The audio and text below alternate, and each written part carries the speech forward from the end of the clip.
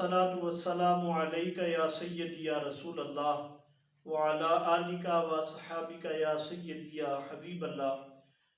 सामीन व नाज़रीन कराम,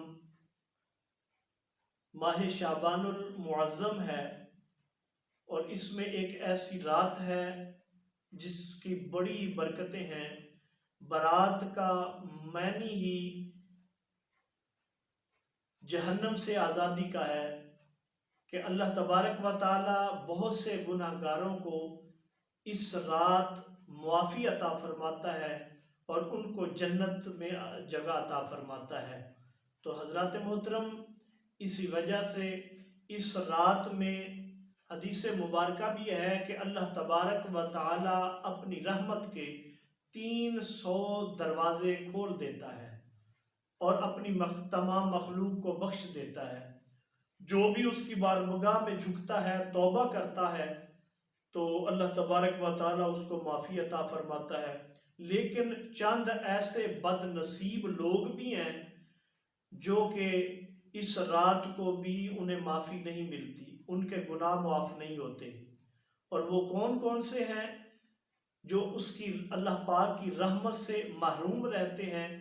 नंबर 1 मुशरिक, नंबर 2 कीना वर कि अपने दिल में कीना रखने वाला, किसी दूसरे मुसलमान के लिए कीना रखने वाला, वो भी इस रात अल्लाह की रहमत से महरूम रहता है। तीसरे नंबर से रिश्तेदारी से ताल्लुक़ तोड़ने वाले, जो अपने रिश्तेदारों का कदर नहीं करते, उनसे ताल्लुक़ तोड़ देते हैं, मुंह मोड़ देते हैं, उनकी भी इस रात बख्शिश नहीं होती। और चौथे नंबर पे है तकब्बुर करने वाला, और 5वें नंबर पे है कि कपड़ा लटकाने वाला, यानी कि अपने टखनों से नीचे हमेशा कपड़ा लटकाने वाला तकब्बुर की वजह से।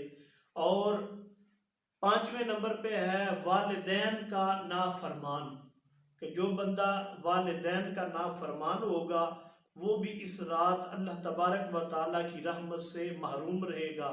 और अगले नंबर पे है शराब पीने वाला, हमेशा शराब पीने वाला।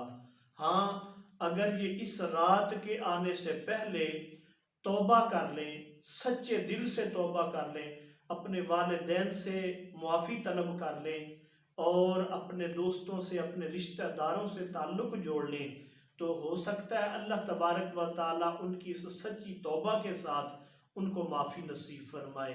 तो तमाम दोस्त अहबाब जो इन बीमारियों में, इन गुनाहों में मुब्तला हैं, वो इस रात के आने से पहले पहले तौबा कर लें, ताकि रब्बुल आलमीन की बारगाह में आप सुरखरू हो सकें और कामयाबी हासिल कर सकें। अल्लाह तबारक व ताला हर मुसलमान को सच्ची और पक्की तौबा करने की तौफीक नसीब फरमाए।